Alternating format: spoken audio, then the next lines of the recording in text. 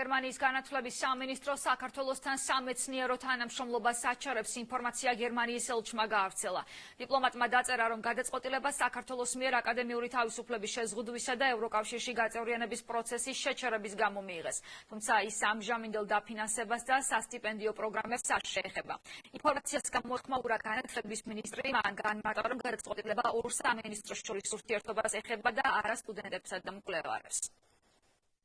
Შული განცხადება არ ვრცელდება სტუდენტებზე, მკვლევარებზე და არც საერთაშორისო პროგრამებზე, სასტიპენდიო პროგრამებზე. ვრცელდება მხოლოდ ორ სამინისტროს შორის, საქართველოს განათლების მეცნიერებისა და ახალგაზრდობის სამინისტროსა და გერმანულის ფედერალური განათლებისა და კვლევის ფედერალური სამინისტროს შორის სამომავლო თანამშრომლობის დროებით შეჩერებას ეხება მხოლოდ. ეს არის რაღაცნაირი პოლიტიკური მის მიერ დატოვებული გარკვეულწილად მემკვიდრეობა,